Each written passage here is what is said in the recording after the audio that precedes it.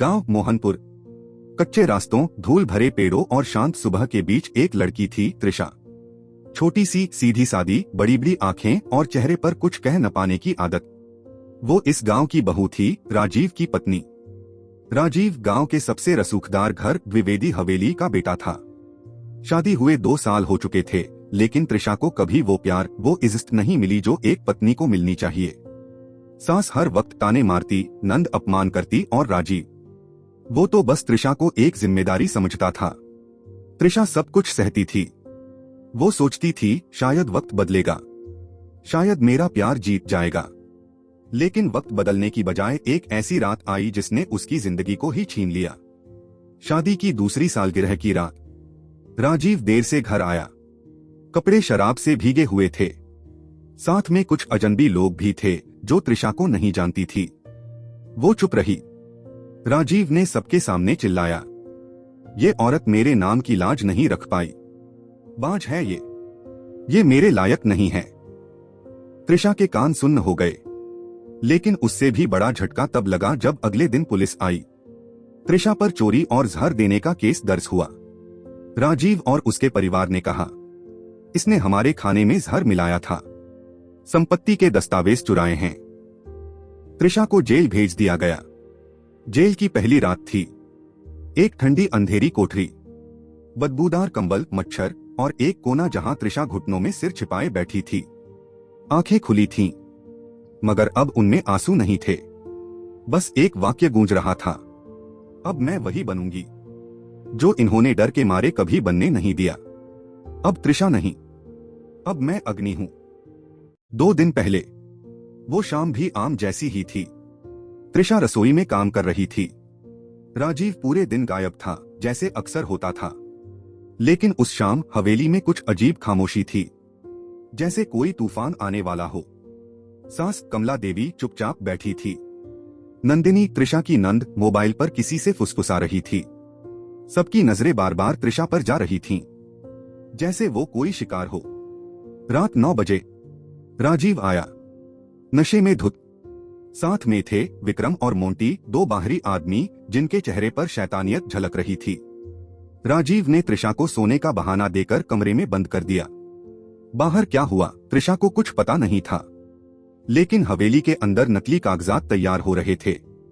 राजीव और परिवार ने फर्जी हस्ताक्षर किए, कुछ जेवर गायब किए और पुलिस को फोन कर दिया। रात 11 बजे पुलिस आई। श्रीमती त्रिशा पर परिवार को जहर देने का प्रयास और हवेली से गहने चुराने का आरोप है। त्रिशा को कुछ समझ नहीं आया। मैंने कुछ नहीं किया। क्या आप सब पागल हो गए हैं? राजीव ने चिल्लाया, इसने मुझे भी जहर देने की कोशिश की। आज के खाने में कुछ मिलाया था। कमला देवी रोने लगी, हमने इसे बेटी बनाया, इसने हमें मारने की साजिश रची। और उसी रात त्रिशा को पुलिस जीप में बिठाकर ले गई। जेल में पहली सुबह त्रिशा ने पूरी रात नहीं सोई। आंखों में आंसू नहीं थे, अब वहां गुस्से की आग थी। उसे याद आया 2 हफ्ते पहले ही राजीव ने कुछ अजीब कागज साइन करवाए थे बीमा पॉलिसी के नाम पर। एकाएक समझ आया, ये सब पहले से प्लान किया गया था। मैं उनके रास्ते का कांटा थी, मैं बाज नहीं थी। उन्हें बस कोई और चाहिए थी जो संपत्ति के लिए ज्यादा उपयोगी हो। दूसरी तरफ हवेली में जश्न चल रहा था। राजीव की जिंदगी में अब एक नई औरत थी, सानिया, एक अमीर व्यापारी की बेटी, जिससे शादी करके राजीव अपनी हैसियत और ऊंची करना चाहता था। सानिया को बताया गया था राजीव की बीवी चरित्रहीन थी, इसलिए तलाक की प्रक्रिया शुरू है। और उधर त्रिशा, वो अब मर चुकी त्रिशा नहीं थी। अब वो हर सांस के साथ कसम खा रही थी कि एक दिन इस पूरे परिवार को गिराएगी, उनके ही बनाए नकली झूठों से।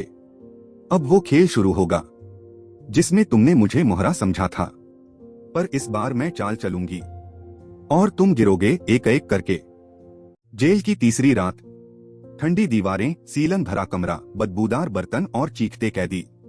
त्रिशा को उस कोठरी में रखा गया था जहां खास अपराधी रखे जाते हैं, जिन पर समाज को सबसे बड़ा खतरा माना जाता है। और वहां उसकी पहली मुलाकात होती है शांति बाई से। वो जेल में पिछले 15 साल से थी। क्यों आई हो यहाँ? उसने पूछा बिना त्रिशा की तरफ देखे।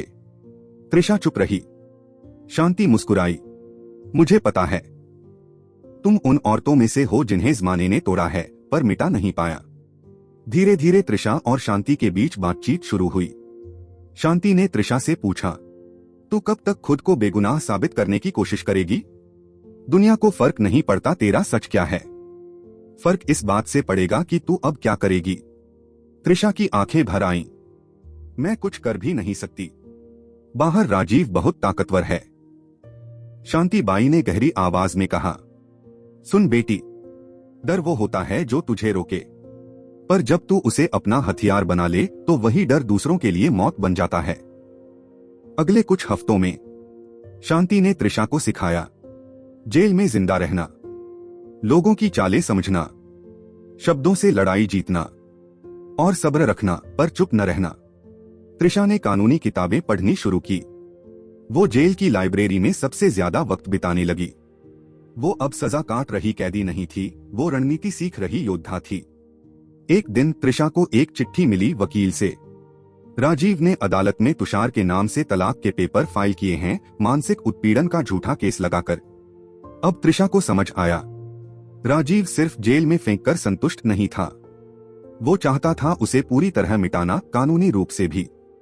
अब त्रिशा ने फैसला किया, अब मैं छिपकर नहीं लड़ूंगी, अब मैं सामने से वार करूंगी और पहले वार से ही उसका घमंड गिरा दूंगी। अब तूफान आएगा और उसे कोई नहीं रोकेगा। मैं त्रिशा नहीं रही, अब मैं अग्नि बन चुकी हूं और ये आग सब कुछ जला देगी। जेल में त्रिशा का 5वां महीना। अब वह वही त्रिशा नहीं रही जो जेल आई थी। अब वो सुबह जल्दी उठती, लाइब्रेरी में कानून पढ़ती और हर एक जेल अधिकारी की आदतों का विश्लेषण करती। उसे अब हर छोटी बात का मतलब समझ आता था। किस वार्डन की ड्यूटी कब होती है, कौन कैदी किससे मिला हुआ है और किसके पास किस अधिकारी की पहुंच है। त्रिशा अब सोचती नहीं, गिनती करती थी चालें। शांति बाई की अगली सीख ताकत जुबान से नहीं, सब्र से आती है। शांति बाई ने त्रिशा को एक बड़ा राज बताया। तू जानती है, इस जेल में राजीव का एक आदमी भी है, हवलदार गोपाल। वो खबरें बाहर पहुंचाता है और तेरे हर कदम पर नजर रखता है। त्रिशा अब समझ गई क्यों जब भी वो वकील से कुछ बात करती थी, राजीव को सब पहले से पता चल जाता। अब वक्त था उल्टी चाल चलने का। फूलों में जहर त्रिशा की पहली योजना। त्रिशा ने गोपाल को एक झूठी कहानी सुनाई कि वो राजीव को माफ करना चाहती है, कि वो बाहर निकलते ही उसकी नई बीवी सानिया से मिलना चाहती है। गोपाल ने वही बात बाहर पहुंचाई। राजीव को लगा अब खतरा टल गया है, त्रिशा टूट चुकी है। उसने तलाक की प्रक्रिया तेज कर दी, लेकिन उसे क्या पता, त्रिशा ने अब अपनी चाल बिछा दी है। कानून के जाल में पहला फंदा। त्रिशा ने वकील से चुपचाप फाइल करवाया एक मानहानि और झूठे आरोपों का केस। सिर्फ राजीव पर ही नहीं, उसके पूरे परिवार पर। वो जानती थी साक्ष्य कमजोर थे, लेकिन अगर केस दर्ज हो गया तो राजीव की बिजनेस डील्स पर असर पड़ेगा। अदालत ने केस स्वीकार कर लिया। अब राजीव को बार बार कोर्ट आना पड़ रहा था। सानिया के परिवार ने सवाल पूछने शुरू कर दिए। फ्लैशबैक, हवेली में हड़कंप। राजीव चिल्ला रहा था, वो जेल में बैठकर भी मुझे हिला रही है। ये लड़की आखिर चाहती क्या है? सानिया ने पहली बार उससे सवाल किया, तुम्हारी पहली बीवी इतनी पढ़ी लिखी कब से हो गई? और अगर वो सच में निर्दोष थी तो तुमने उसे जेल क्यों भिजवाया? जेल में त्रिशा मुस्कुरा रही थी। अब वह किताबों में डूबी रहती, लेकिन उसके दिमाग में एक ही नाम घूमता रहता था, कमला देवी, उसकी सास। त्रिशा जानती थी कमला देवी की एक पुरानी जमीन की डील में कई अवैध कागजात लगे हुए थे। अगर वो सबूत जुटा लेती तो ये परिवार सिर्फ कोर्ट में नहीं, पूरे समाज में नंगा हो जाएगा। शांति बाई ने त्रिशा से पूछा, क्या अब तुझे डर नहीं लगता? त्रिशा ने जवाब दिया, अब डर मेरा दोस्त है। वो मुझे हर दिन जगाता है कि जिन्होंने मेरी जिंदगी बर्बाद की, उनका हर दिन आखिरी दिन बनाना है। 22 महीनों बाद त्रिशा जेल से बाहर निकली। ना कोई लेने आया, ना कोई मिलने आया, लेकिन इस बार वो कमजोर नहीं थी। उसने जेल की दीवारों के बीच अपने खून को आग में बदला था। त्रिशा अब अग्नि बन चुकी थी। वो बनारस पहुंची, जहां उसका पुराना कॉलेज फ्रेंड आयुष अब एक जासूस बन चुका था। मैं राजीव को खत्म करना चाहती हूँ, सिर्फ कोर्ट में नहीं, उसकी जड़ों से। मुझे सबूत चाहिए, वो सब जिससे उसकी जिंदगी खुद उसके खिलाफ हो जाए। आयुष ने बिना कुछ पूछे कहा, राजीव के पीछे बहुत गंदगी है और मैं सब खोद के लाऊंगा। हवेली पर निगरानी शुरू। त्रिशा अब बनारस से नहीं, एक गुप्त फ्लैट से राजीव के पूरे नेटवर्क को ट्रैक कर रही थी। किससे मिल रहा है, किससे रिश्वत ले रहा है, किन अधिकारियों को पैसे खिलाए, और उसकी नई बीवी सानिया से कैसे झूठ बोला गया। 2 महीने बाद त्रिशा के पास एक पेन ड्राइव थी, जिसमें था हवेली की संपत्ति की फर्जी रजिस्ट्री, राजीव के हवाले से रिश्वत लेते हुए क्लिप, सानिया के पिता से झूठ बोलते हुए ऑडियो और जेल में रखे गए झूठे केस के मूल दस्तावेज। त्रिशा का पहला हमला। राजीव को एक गुप्त पार्सल मिला, बस एक पेन ड्राइव और एक चिट्ठी। अब खेल शुरू हुआ है। हर हफ्ते तुम्हारा एक राज उजागर होगा। या तो तुम खुद कबूल कर लो, या मैं तुम्हें तुम्हारे सिंहासन से खींचकर नीचे लाऊंगी। अग्नि। हवेली की दीवारें हिल रही थीं। गांव भर में चर्चा थी। राजीव द्विवेदी पर सीबीआई का शिकंजा कस चुका है। उसकी संपत्ति पर सरकारी नोटिस। उसकी बीवी सानिया मायके चली गई और उसकी मां ने उसे घर से निकालने की धमकी दे दी है। पर यह सब कैसे हुआ, कोई नहीं जानता। सिर्फ एक नाम सुनाई देता है, त्रिशा। हवेली के बाहर एक काली एसयूवी रुकती है। त्रिशा उतरती है। काले रंग की साड़ी, चेहरे पर सुकून, लेकिन आंखों में वही पुरानी आग। राजीव हवेली के हॉल में अकेला बैठा है। चेहरा बुझा हुआ, बाल बिखरे, हाथ में शराब, पर गिलास भी कांप रहा है। त्रिशा कमरे में प्रवेश करती है और वो सन्न रह जाता है। त्रिशा, तू वापस, तू चाहती क्या है अब? त्रिशा सीधी आंखों में देखते हुए, जो तुमने छीना था वो लौटा नहीं सकती, पर जो तुमने झूठ से कमाया वो आज मैं मिटाने आई हूं। त्रिशा दस्तावेज फेंकती है उसकी ओर।